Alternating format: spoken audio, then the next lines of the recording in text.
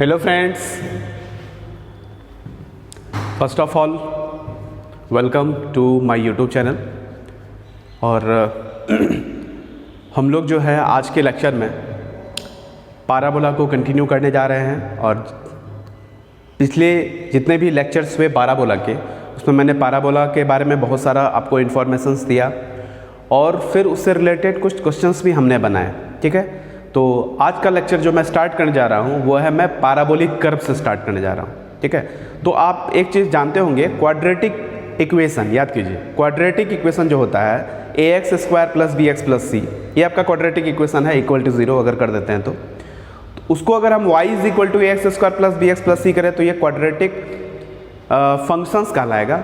और quadratic functions का जो ग्राफ होता है एक्चुअली वो पाराबोला होता है। इसका मतलब जितना भी क्वाड्रेटिक फंक्शंस है वो आपका उसका जो कॉरेस्पॉन्डिंग ग्राफ होगा that will be the parabolic curve. तो हम लोग यहाँ सबसे पहले आज का जो टॉपिक है वो हम पढ़ने जा रहे हैं पाराबोलिक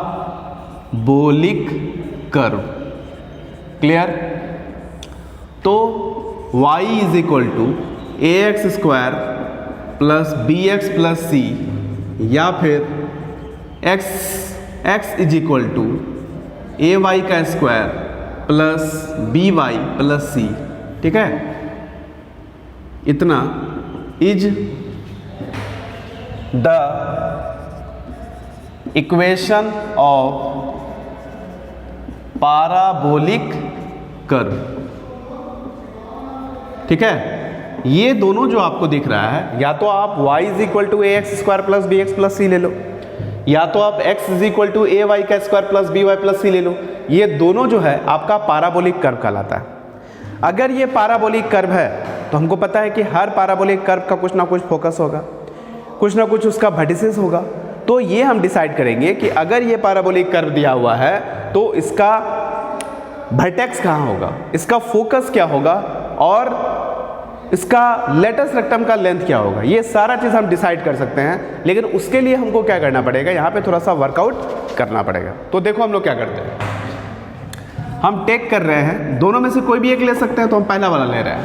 तो ये ले लेंगे y = ax² + bx + c। Okay, चलो इसको हम लोग क्या करते हैं, हमको पता है कि जब हम पाराबोला का इक्वेशन लिखते हैं तो x² = 4ay, अगर हम स्टैंडर्ड पाराबोला लिखें तो यहाँ दिख रहा है कि x के टर्म में परफेक्ट स्क्वायर आ जाएगा। ठीक है, तो इसको हम ऐसा लिख सकते हैं, यहाँ से a कॉमन ले लेंगे और ये हो जाएगा x² + b/ax और प्लस c हम बाहर कर देते हैं। एक काम करते हैं, c को हम y की तरफ भेज देते हैं, तो यहाँ हो जाएगा y - c = a, ये हो जाएगा x² प्लस यहाँ हो जाएगा 2 × x × b/2a। ठीक है, हमको पता है यहाँ पे हम a + b का होल स्क्वायर का फॉर्मूला लगाने जा रहे हैं। तो हमको पता है a + b का होल स्क्वायर का फॉर्मूला क्या होता है, a² + 2ab + b²। तो 2 अपने मन से 2 लिखे हैं, a की जगह में x² है तो यहाँ x लिख दिए, अब प्लस अल्टीमेटली हमको चाहिए b/a, तो यहाँ पे b/2a करेंगे तो 2 कैंसिल हो जाएगा और फिर यही टर्म आ जाएगा। तो जहाँ b है वहाँ पे आया b/2a, तो यहाँ हमको चाहिए b², तो ये हो जाएगा b²/4a का स्क्वायर। ठीक है, चलिए एक्स्ट्रा में कितना लिखा गया, तो a जो है a यहाँ मल्टीप्लाई होगा तो b²/4a, तो जो चीज़ प्लस में है उसको माइनस कर दो, तो ये हो जाएगा b² - 4a। ठीक है, तो ये एक्स्ट्रा आ रहा था जिसको मैनेज कर दिया। अब ये वाला टर्म भी आप उठा के इधर लिखा देंगे, तो इसको लिख सकते हैं y - c + b²/4a = यहाँ से a कॉमन ले लेंगे और इसको हम लिख सकते हैं x + b/2a का क्या हो जाएगा, होल स्क्वायर हो जाएगा। चलिए थोड़ा सा यहाँ हम लोग सजा देते हैं, इसको हम लिख सकते हैं y + b² - 4ac / 4a एक साथ = यहाँ a और ये हो जाएगा x + b/2a का होल स्क्वायर। इसको एक बार और सजा दीजिए, उसको हम इधर लिख रहे हैं, तो हो जाएगा x प्लस नहीं, यहाँ लिखेंगे x - b/2a का होल स्क्वायर = 1/a और ये हो जाएगा y ये हो जाएगा आपका, अगर हम माइनस कॉमन ले लेते हैं तो ये हो जाएगा 4ac - b² / 4a, एक साथ हो जाएगा और इसको कर्ली ब्रैकेट में क्लोज कर दिए। ये आपका एक फॉर्म में आ गया। इस ये कौन सा फॉर्म में आया, तो ये फॉर्म में आया Y square is equal to sorry X square is equal to 4ay के फॉर्म में आ गया। ठीक है, तो हमको पता है यहाँ जो ये जो टर्म रहता है इसी को हम लोग बोलते हैं क्या, वर्टिसेस। तो यहाँ से हम वर्टेक्स लिख सकते हैं। तो इस पैराबोला का जो वर्टेक्स होगा तो ये हो जाएगा आपका माइनस b/2a और यहाँ हो जाएगा माइनस और ये हो जाएगा आपका 4ac minus B square divided by 4a। ठीक है, यही हो गया आपका वर्टेक्स। चलिए वर्टेक्स हो गया। अब जहाँ पे 4a रहता था वहाँ पे कितना लिखा गया, हमको पता है यहाँ 4a होगा, तो अगर हम 4 लिखेंगे तो 1/4 लिखना पड़ेगा हमको। ठीक है, तो जहाँ पे 4a है वहाँ पे आपका 1/a है। इसका मतलब length of latus rectum, length of latus rectum is equal to 4a। तो 4a की जगह में 1/a है तो यहाँ लिखेंगे 1/a। अब a के बारे में पता नहीं है कि a आपका पॉजिटिव है कि निगेटिव है, और क्योंकि आप लेंथ लिख रहे हैं इसलिए प्रिकॉशन के तौर पे आपको मॉड लगाना जरूरी है। तो कभी भी अगर आपका parabolic curve y is equal to ax square plus bx plus c दिया हुआ है तो इस केस में इस पैराबोला का जो लेंथ ऑफ लेटस रेक्टम होगा वो 1/mod ऑफ a हो जाएगा। ये जस्ट एक आपका ऑब्जेक्टिव क्वेश्चंस हो गया, और ये क्वेश्चंस ऑलरेडी आपके IIT के एग्जाम में पूछा जा चुका है, ऑब्जेक्टिव वाला क्वेश्चन। ठीक है, तो ये बहुत इंपॉर्टेंट है। और जहाँ तक इस पैराबोलिक कर्व का वर्टेक्स की बात है तो ये वर्टेक्स भी हमको पता है। जब हमको इतना पता हो गया तो इस कर्व को हम लोग ट्रेस कर सकते हैं। क्या ट्रेस कर सकते हैं, सपोज दैट मान लो कि a तुम्हारा पॉजिटिव है। ठीक है, तो a तुम्हारा पॉजिटिव है तो ये कप शेप हो जाएगा। ठीक है, तो इस तरह से हम लोग कर सकते हैं। ये आपका पैराबोलिक कर्व है, ये ऑरिजिन हो गया, ये एक्स एक्सिस हो गया, ये आपका वाई एक्सिस हो गया, यहाँ वर्टेक्स हो जाता है। ठीक है, तो ये जो वर्टेक्स है इस वर्टेक्स को क्या हम लोग इंडिकेट करेंगे, तो ये हो जाएगा माइनस b/2a और यहाँ हो जाएगा 4ac minus B square divided by 4a। ये वर्टेक्स हो गया। ये लाइन एक्सिस हो जाता है। ठीक है, इसको बोलते हैं axis of parabola, axis of parabola. और ये एक्सिस ऑफ पैराबोला है तो this is parallel to y axis, इसलिए इसका जो नाम होगा वो x is equal to something. तो x इज इक्वल टू कितना है, माइनस b/2a। तो याद कीजिएगा कि अगर ये पैराबोला कर्व दिया हुआ है y is equal to ax square plus bx plus c, तो इस केस में जो लाइन ऑफ सिमेट्री होता है वो x is equal to minus b/2a होता है। अगर आपने क्वाड्रेटिक इक्वेशन पढ़ा होगा तो क्वाड्रेटिक इक्वेशन में भी यही चीज़ आता है, line of symmetry. Quadratic curve को ट्रेस करने का तरीका यही है, हम लोग लाइन ऑफ सिमेट्री निकाल लेते हैं। ठीक है, तो ये सिचुएशन कब होगा, जब a आपका क्या होगा, पॉजिटिव होगा। लेकिन वही अगर a निगेटिव हो जाए तो क्या हो जाता है, इन्वर्टेड कर्व से हो जाता है। तो इस तरह से ये जो पैराबोलिक कर्व है इसके हम नेचर को डिसाइड कर सकते हैं, मतलब इसको हम ट्रेस कर सकते हैं, इसका हम वर्टेक्स पता कर सकते हैं, इसका हम एक्सिस पता कर सकते हैं, और साथ ही साथ एक जनरलाइज्ड फॉर्मूला हो गया, इसका हम लेंथ ऑफ लेटस रेक्टम निकाल सकते हैं। तो this is the parabolic curve. तो आई होप ये पैराबोलिक कर्व आपको समझ में आ गया होगा। चलिए देखते हैं कुछ और नई नई बातें।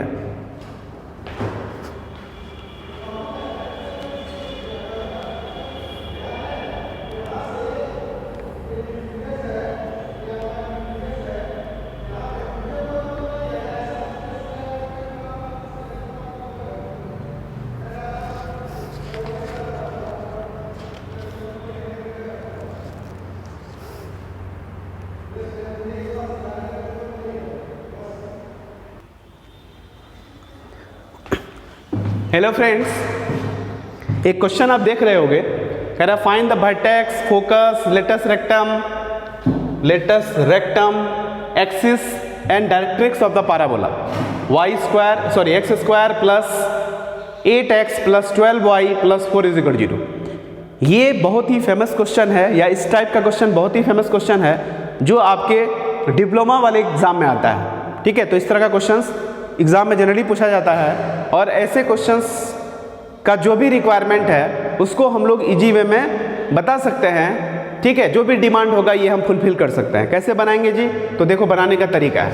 तो यहाँ हम लिख रहे हैं सॉल्यूशन। सबसे पहले जो पाराबोला है उसको आप लिख लीजिए। तो यहाँ लिखेंगे गिवन इक्वेशन ऑफ पाराबोला क्या है जी, तो x square plus 8x plus 12y plus 4 is equal to 0।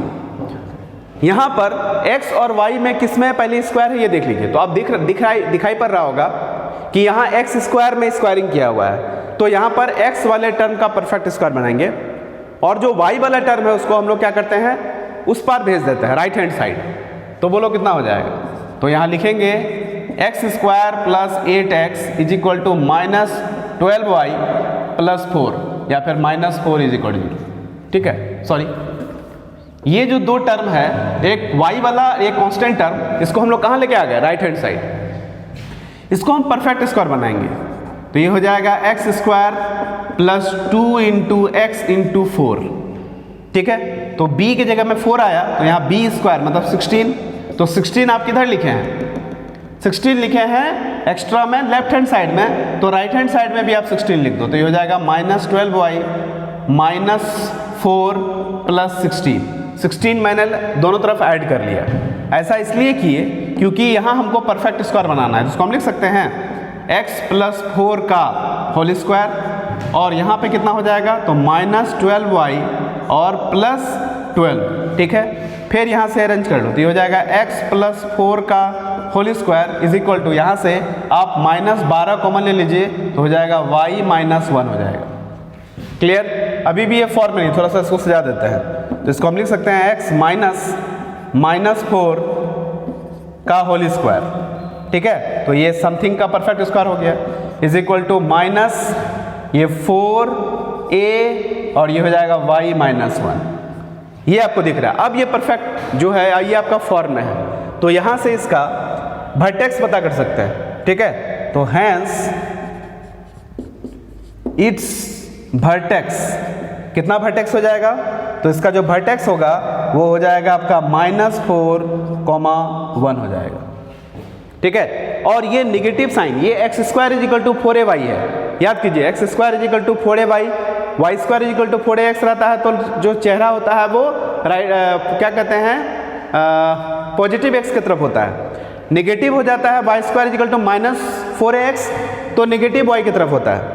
X square is equal to 4ay होता है, तो चेहरा जो है अप साइड मतलब पॉजिटिव वाई की तरफ होता है, और x square is equal to minus 4ay होता है, तो जो फेस होता है वो डाउनवर्ड होता है। तो इस बार फेस आपका डाउनवर्ड होगा। क्लियर, तो साइड में एक फिगर भी हम थोड़ा सा ट्रेस करने जा रहे हैं। इसका वर्टेक्स कहाँ है जी, तो वर्टेक्स है माइनस 4,1, मतलब एक्स निगेटिव वाई पॉजिटिव। याद कीजिए एक्स निगेटिव वाई पॉजिटिव होने का मतलब कहाँ हुआ, ये एक्स माइनस 4 और ये वाई आपका 1, इस तरह का सिचुएशन हो जाएगा अभी। क्लियर, तो ये आपका हो गया वर्टेक्स, जिसका कोऑर्डिनेट है माइनस 4,1। चलिए, अगर वर्टेक्स आपका इधर है, फेस आपका डाउनवर्ड है, तो फोकस क्या होगा, फोकस जो है इसके आगे होगा, तो फोकस कहीं ना कहीं होगा एस उसी लाइन में, एक्सिस में। वो कैसे पता करेंगे, तो यहाँ पर ए कितना है, तो यहाँ लिखेंगे हियर ए, जहाँ ए है वहाँ कितना है आपका 3। इसका मतलब यहाँ से ए से मतलब वर्टेक्स से 3 यूनिट डाउनवर्ड जब हम मूव करेंगे तो हमको क्या मिल जाएगा, हमको मिल जाएगा आपका फोकस का कोऑर्डिनेट।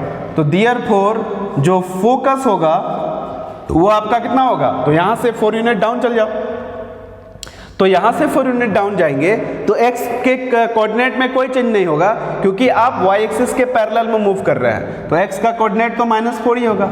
लेकिन y का कोऑर्डिनेट जो है 3 यूनिट डाउन हो जाएगा, जो ऑलरेडी 1 पे है वहां से 3 यूनिट डाउन जाएंगे, तो 1 - 3 तो अल्टीमेटली कितना हो जाएगा, -2 हो जाएगा। तो this is the focus of the क्या, पैराबोला हो जाएगा। तो वर्टेक्स पता हो गया, ए पता हो गया, फोकस पता हो गया। ठीक है, अब हमको क्या पता करना है, लेटस रेक्टम। तो यहां लिखो लेटस रेक्टम। लेटस रेक्टम हमेशा 4a होता है, तो 4 × 3 कहने का मतलब लेंथ ऑफ लेटस रेक्टम कितना हो गया, 12 हो गया। चलिए, अब हम क्या करेंगे, हमको वर्टेक्स पता हो गया, फोकस पता हो गया, लेटस रेक्टम पता हो गया, एक्सिस निकाल लो। तो यहां लिखेंगे axis, equation of axis, equation of axis. बोलो एक्सिस का इक्वेशन कौन है, यही ना एक्सिस है, तो ये जो लाइन है किसके पैरेलल है, ये लाइन y एक्सिस के पैरेलल है, इसलिए इक्वेशन हो जाएगा x is equal to something. तो x कितना है आपका -4, तो ये हो जाएगा x + 4 इज इक्वल टू 0। या तो x इज इक्वल टू -4 लिखो या x + 4 इज इक्वल टू 0 लिखो। चलिए एक्सिस पता हो गया, अब हम लोग पता करेंगे डायरेक्ट्रिक्स। तो यहाँ लिखेंगे इक्वेशन ऑफ डायरेक्ट्रिक्स। चलिए डायरेक्ट्रिक्स क्या होगा, तो डायरेक्ट्रिक्स वो लाइन होता है जो कि एक्सिस पर परपेंडिकुलर होता है। ठीक है, इतना ही नहीं, वर्टेक्स से जितना आगे फोकस उतना ही पीछे डायरेक्ट्रिक्स। मतलब ए से आपका पीछे जाएंगे, कितना यूनिट पीछे जाएंगे, तो ए यूनिट, ए कितना है 3 यूनिट, तो यहाँ से 3 यूनिट पीछे जाते हैं तो ये जो वैल्यू हो जाएगा ये y is equal to something हो जाएगा। तो यहाँ y इज इक्वल टू 1 है, यहाँ से 3 यूनिट अब चले जाओ तो 1 + 3 कर दो तो 4, तो ये जो लाइन होगा ये हो जाएगा y इज इक्वल टू 4। ठीक है, तो इक्वेशन ऑफ डायरेक्ट्रिक्स हो जाएगा y इज इक्वल टू 4। ठीक है, तो क्या क्या निकल गया, डायरेक्ट्रिक्स निकल गया, एक्सिस पता हो गया, लेटेस्ट टर्म निकल गया, फोकस निकल गया, डायरेक्ट्रिक्स निकल गया। इस तरह मैंने सारा इंफॉर्मेशन जो है इस पैराबोला का फाइंड आउट कर लिया। तो ऐसे क्वेश्चंस बहुत ही इंटरेस्टिंग हो जाते हैं, बशर्ते कि आपको बनाने का तरीका आना चाहिए। अगर इस तरह के क्वेश्चंस को आप जानते हैं कि कैसे इसको डील करते हैं तो क्वेश्चंस बहुत इजी है, बस थोड़ा सा वर्कआउट करना रहता है, उसके बाद आपका सारा इंफॉर्मेशन इसका आप फाइंड आउट कर सकते हैं। ठीक है, तो इसको एक नज़र देखिए, फिर मैं अगले क्वेश्चंस लेकर के फिर मैं आता हूँ।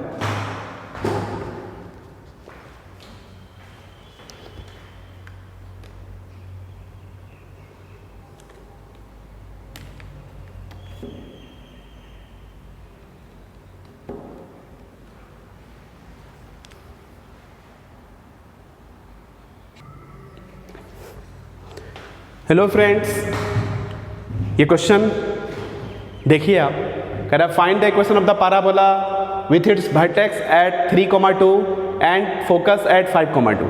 इस तरह क्वेश्चन मैं पहले भी एक डील कर चुका हूँ। ठीक है, तो मैंने पहले भी बोला था कि जब भी इस तरह का क्वेश्चन हो तो इसको हम लोग रियल जो कोऑर्डिनेट प्लेन होता है वहाँ पे वर्कआउट करते हैं, क्योंकि इस तरह के क्वेश्चंस को कोऑर्डिनेट प्लेन में वर्कआउट करना ज़्यादा आसान होता है। ठीक है, आपको सारी बातें समझ में आएगी कि करना क्या है एक्चुअली। ठीक है, चलो देखो इसको, तो लिखेंगे सॉल्यूशन। सबसे पहले फिगर बनाएंगे, तो बताइए जो वर्टेक्स है वो कहाँ है 3,2, तो x3 पे और y2 पे मान लो यहाँ पे। ठीक है, वर्टेक्स ये होगी, ये वर्टेक्स को a से इंडिकेट करते हैं, ये हो जाएगा 3,2। और जो आपका फोकस है वो कितना है, तो 5,2, फोकस 5,2, इसका मतलब फोकस आगे हो जाएगा, तो ये हो गया फोकस, यहाँ पे हो गया फोकस s, ये हो जाएगा आपका 5,2। ठीक है, इसको दिखा दो, वर्टेक्स है ये हो जाएगा 3,2। तो ये वर्टेक्स है, ये फोकस है, तो ऑब्वियसली क्या होगा, एक लाइन जो फोकस और वर्टेक्स होके पास करता है उसी को हम लोग बोलते हैं एक्सिस ऑफ पैराबोला। और क्योंकि फोकस इधर है तो चेहरा जो होगा उधर ही होगा आपका, तो ये आपका पैराबोला है, ये आपका पैराबोला है जो आपको दिख रहा हो। इसी पैराबोला का इक्वेशन आपको क्या करना है, फाइंड आउट करना है। ठीक है, इसी पैराबोला का इक्वेशन निकालना है। तो हमको पता है पैराबोला का इक्वेशन, अगर पैराबोला जिसका एक्सिस एक्स एक्सिस के पैरेलल हो या फिर वाई एक्सिस के पैरेलल हो, वर्टेक्स चाहे जहां भी हो, ठीक है, तो उस केस में उस पैराबोला का इक्वेशन हम लिख सकते हैं। तो ये पैराबोला का जो फॉर्मेट है ये y² = 4ax के तरफ पे लिखा जाएगा। लेकिन उसके लिए हमको क्या करना पड़ेगा, यहाँ से यहाँ तक का लेंथ जिसको हम लोग a बोलते हैं, तो a आपको डिसाइड करना है। तो a जो है आपका यहाँ से यहाँ तक कितना है, तो 3,2 से 5,2 गए हैं, तो a का वैल्यू कितना हो गया, 2 हो गया, a और s का बीच का डिस्टेंस। तो यहाँ पे हम लिख सकते हैं distance between vertex and focus, इसी को हम लोग a से इंडिकेट करते हैं, और ये आपका कितना के बराबर हो जाएगा, 2 के बराबर हो जाएगा। ठीक है, तो देयरफॉर आप ही बोलिए इक्वेशन ऑफ रिक्वायर्ड पैराबोला कितना होगा, इज, ये कौन सा चेहरा है, ये चेहरा है y² = 4x, लेकिन क्योंकि इसका वर्टेक्स 3,2 है इसलिए यहाँ लिखेंगे y - 2 का स्क्वायर = 4a, a के जगह में 2 और x की जगह में लिखेंगे x - 3। ठीक है, इसको अरेंज कर दो, तो ये हो जाएगा y square minus 4x plus 4 is equal to ये हो जाएगा 8x माइनस ये हो जाएगा 24। सबको उठा के लेके आ जाओ। तो ये हो जाएगा वाई स्क्वायर माइनस 12x, ठीक है, प्लस 28 इज इक्वल टू 0। ये जो आपको दिख रहा है यही आपका क्या है, सॉरी यहाँ पर y है ना, 4y ना हो जाएगा, गड़बड़ हो गया। वाई स्क्वायर ये हो जाएगा minus 4y minus 8x plus 28 is equal to 0। तो this is the equation of parabola when its vertex and focus are known, ठीक है। तो जब भी इस तरह क्वेश्चन हो तो हम लोग क्या करेंगे, फिगर जरूर बनाएंगे, और फिगर से हमको पता चल जाता है कि ये जो इसका जो इक्वेशन होगा वो किस इक्वेशंस के कंसर्निंग में बात करेंगे। तो हमको पता है इसका जो इक्वेशन है वो किसके जैसा होगा, तो y square is equal to 4x के जैसा होगा, क्योंकि हमको पता है इसका चेहरा इस तरह से, जिसका इक्वेशन क्या होता है, y square is equal to 4x। और इसी के सिमिलर में ये वाला कर्व आपको दिख रहा है। तो मैंने आपको बोला था कि सिर्फ ये ऐसा केस होता है, इसका मतलब वर्टेक्स 0 0 होता है, लेकिन क्योंकि वर्टेक्स 0 0 नहीं है तो वर्टेक्स यहाँ आपको मेंशन करना पड़ेगा। तो वर्टेक्स आपका 3,2 हो गया, तो उस हिसाब से यहाँ हमने लिख लिया। और ए हमको पता करना है, तो ए होता है हमेशा फोकस से वर्टेक्स का डिस्टेंस, जो कि यहाँ पे कितना के बराबर हो गया, 2 के बराबर हो गया, ठीक है। तो how easily we can write the equation of parabola if this type of information are given, ठीक है। तो इसको वर्क करने का अच्छा तरीका कहाँ बताया कि कोऑर्डिनेट प्लेन में इसको अगर हम फ्रेम कर लेते हैं, फिगर ट्रेस कर लेते हैं, तो इसका आंसर मतलब पैराबोला का इक्वेशन लिखना आसान हो जाता है।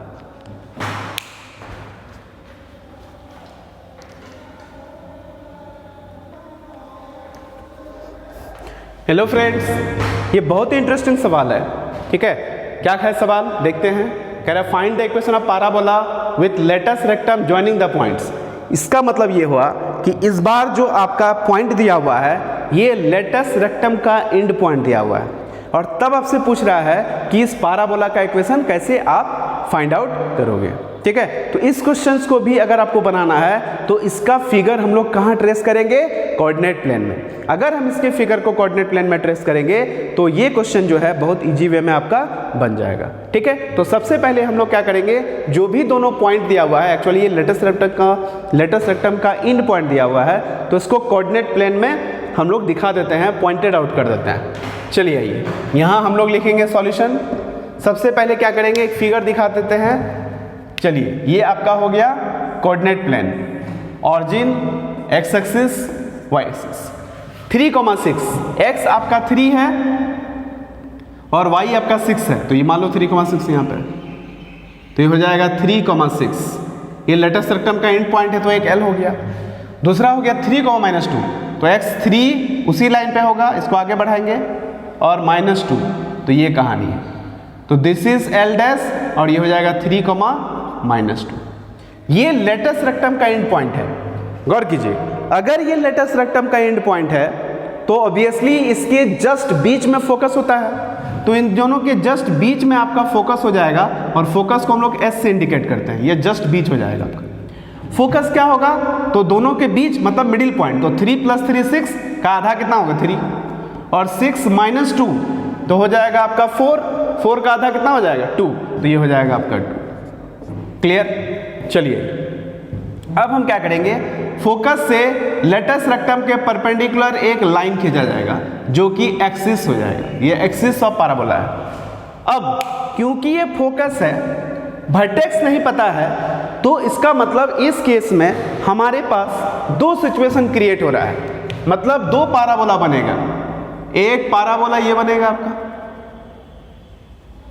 एक पैराबोला ये बनेगा, और दूसरा पैराबोला जो है आपका इधर से बनेगा।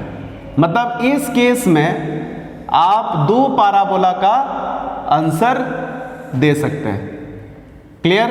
तो ये है आपका कहानी। तो एक के वर्टेक्स को हम लोग ए मानते हैं और दूसरा का वर्टेक्स को हम लोग ए डैश मानते हैं। कोई दिक्कत? आई होप कि आपको समझ में आ रहा होगा। चलिए आइए जरा सा लेंथ ऑफ लेटेस्ट रेक्टम निकाल लेते हैं। तो कहां से कहां तक का दूरी हो गया, एल डैश। देखने से ही लग रहा है कि -2 से 6 तक का डिस्टेंस तय करोगे तो हो जाएगा आपका 8 यूनिट। तो यहाँ से यहाँ तक हो गया 8 यूनिट, और जो कि कितना के बराबर होता है, तो 4a के बराबर होता है। तो दिस इम्प्लाई a बराबर कितना हो गया, 2 हो गया। इस चीज़ को आप समझ के रख दो, ठीक है। फोकस हम लोग निकाल लिए हैं। आल्सो फोकस जो होगा वो आपका कितना हो जाएगा, तो s जिसका कोऑर्डिनेट होगा 3,2, क्योंकि ये मिडिल पॉइंट हो गया। क्या है ये, is middle point. Middle point है किसका, of L and L dash का। L डैश का मिडिल पॉइंट है, तो मिडिल पॉइंट के कॉन्सेप्ट से आप फोकस निकालिए। चलिए अब हमको पता है कि फोकस से पीछे, ठीक है, अगर ये फोकस है और इस पैराबोला की बात करें, सॉरी इस पैराबोला की बात करें, तो ये फोकस से पीछे a हो गया। और अगर हम इस पैराबोला की बात करें तो फोकस से आगे ये हो गया। लेकिन हमको पता है कि ये जो डिस्टेंस होता है ये a यूनिट के बराबर हो जाता है, ठीक है, ये हमको पता है। वी नो दैट, हम लोग को पता है कि जो as होता है या फिर SA डैश होगा, ये दोनों के दोनों कितना के बराबर हो जाएगा, a के बराबर हो जाएगा, और a मेरा कितना है, 2 यूनिट। चलिए, तो देयरफॉर यहाँ से a का कोऑर्डिनेट पता कर सकते हैं। तो a कहाँ है जी, तो a हो गया आपका, s से a यूनिट पीछे जाएंगे, तो पीछे किसके अलोंग जाएंगे, तो x एक्सिस के पैरेलल। जब हम x एक्सिस के पैरेलल मूव करते हैं तो आपका x कोऑर्डिनेट चेंज करेगा, y कोऑर्डिनेट चेंज नहीं करेगा। तो x कोऑर्डिनेट यहाँ पे s का कितना है, 3,2, तो हम कितना यूनिट पीछे जाएंगे, 2 यूनिट पीछे। तो 3 से 2 यूनिट पीछे जाओ तो कितना हो जाएगा, 1, तो a का कोऑर्डिनेट हो जाएगा 1,2। क्लियर। एंड उसके बाद a डैश कैसे निकलेगा, तो a डैश के लिए हम लोग क्या करेंगे, फिर हम लोग क्या करते हैं, यहाँ से a यूनिट आगे जाते हैं। तो 3,2 से a यूनिट आगे जाओगे, मतलब 2 यूनिट आगे जाओगे, तो x एक्सिस के अलोंग मूव कर रहे हो, इसलिए x कोऑर्डिनेट चेंज हो जाएगा और इस बार जुड़ जाएगा। तो 3 में 2 जोड़ेंगे तो कितना होगा, 5, तो a डैश हो जाएगा 5,2। y कोऑर्डिनेट में कोई चेंजिंग नहीं हो रहा है, because we moves along the parallel to x axis, ठीक है। तो दोनों वर्टेक्स मिल गया। तो हमको पता है कि किसी भी पैराबोला का वर्टेक्स पता हो और वर्टेक्स से फोकस का दूरी पता हो, और साथ ही साथ ये स्टैंडर्ड पैराबोला की तरह हो। कहने का मतलब इसका एक्सिस या तो x एक्सिस के पैरेलल हो या तो y एक्सिस के पैरेलल हो, तो हम लोग इक्वेशन ऑफ पैराबोला लिख सकते हैं। तो यहाँ हम दोनों पैराबोला का इक्वेशन लिख सकते हैं। तो यहाँ लिखेंगे hence equation of parabolas are कितना कितना होगा, तो 1 हो जाएगा, देखो यहाँ पे 1 हो जाएगा, y² 4x की तरह है। यहाँ लिखेंगे y - 2 का whole square is equal to 4ax, x की जगह में लिखेंगे x - 1, एंड दूसरा कितना हो जाएगा, तो x, ये देखो y² is equal to -4x, तो यहाँ पे y का वर्टेक्स कितना है, तो ये 5, तो यहाँ लिखेंगे y -2 का whole square is equal to -4a, a के जगह में हो जाएगा 2, और x कोऑर्डिनेट कितना है a डैश का, तो ये हो जाएगा 5।